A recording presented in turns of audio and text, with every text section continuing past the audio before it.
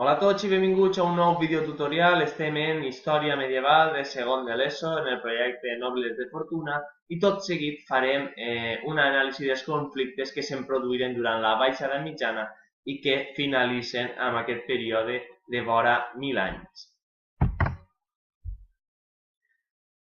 En primer lloc tractarem les guerres, en primer i darrer lloc tractarem les guerres civils de la Baixa Edat Mitjana. D'entrada, la Baixa Edat Mitjana estigué farcida d'un fum de conflictes i crisis que liquidaren els últims homes i dones medievals en el seu sentit estricte de la paraula. Durant els segles XIV i XV, una greu crisi de caire polític, econòmic i social devastà en tots els nivells el vell continent, fet que s'agreujà amb tot un seguit de guerres i enfrontaments civils cruents tant a la corona de Castella com a la d'Aragó i també en el context internacional amb, per exemple, la ja vista Guerra dels 100 anys. L'agricultura i la ramaderia, el comerç i les institucions urbanes quedaren tocades de mort. En primer lloc, cal tractar a l'esquerra de la nostra imatge la pesta negra, la qual tingué el seu brot més mortífer el fatídic any 1348. Entra per la Mediterrània i es difongué a gran velocitat pels regnes aragonès, castellà i navarrès. De fet, la població de 1480 recuperà l'índex del 1300 i vora un 48% d'aquesta morí a mans de l'epidèmia. Com a colofó a aquesta situació, l'Església culpà de la greus crisi als jueus, que assaltaren els calls de diverses ciutats en allò que coneixem com les revoltes dels pogroms.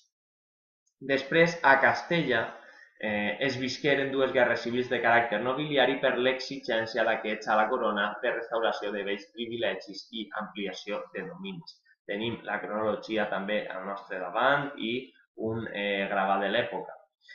A Castella es visqueren aquestes dues guerres i entre 1366 i 1369 tingué lloc la primera guerra civil castellana entre Pere I i Enric de Trastàmara, germà bastard del primer, que acabà imposant-se a canvi del suport d'un estament nobiliari desitjós de més poder. Els Trastàmara inauguraven una nova dinastia castellana. La segona guerra civil castellana ens transporta directament als albors de la modernitat, atès que se'n produïa entre 1475 i 1479 i enfrontar a Isabel I, és a dir, la futura reina de la monarquia hispànica amb la seva germanastra, Joana la Beltraneja, filla il·legítima de Beltrán de la Cueva, i la reina i que tenia el suport de l'alta noblesa. Isabel s'imposà i es proclamà reina de Castella. És la futura Isabel I, Isabel la Catòlica. En tercer i darrer lloc, Aragó no estigué exempt dels conflictes, també enfrontaments civils molt sui generis. En primera instància, la mort prematura de Martí l'Humà sense descendència provocà que els representants dels regnes de la corona hagueren de reunir-se per designar un nou sobirà. Per consegüent, Ferran d'Antequera, també de la dinastia castellana Trastàmara d'una branca menor, fou l'escollit després del compromís de Casp de 1412. A més, al Principat de Catalunya es produïren una sèrie de revoltes i la primera que patí fou la dels remenses pels mals usos dels nobles sobre els camperols i el conflicte urbà de la Busca i la Viga, a la ciutat de Barcelona, entre artesans i comerciants a causa de la crisi econòmica. Per aquests motius, per aquests enfrontaments a priori rurals i urbans, es produïa allò que s'anomena com la Guerra Civil Catalana entre 1462 i 1472 entre els privilegiats, és a dir, la noblesa rural i l'alta burgesia urbana, i Joan II, que tenia el suport dels rèmens.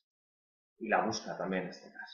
Després de la capitulació de Pedralbes, Catalunya romangué durant bona part de l'edat mitjana, de l'edat moderna, sumida en una autèntica crisi política, econòmica i social, fet que fou aprofitat, en aquest cas, per el Regne de València, que aconseguí esdevindre el territori amb major influència de la Baixa Edat Mitjana. Bé, fins així el nostre videotutorial d'avui, espero que us hagi servit d'ajuda i ens veiem a classe.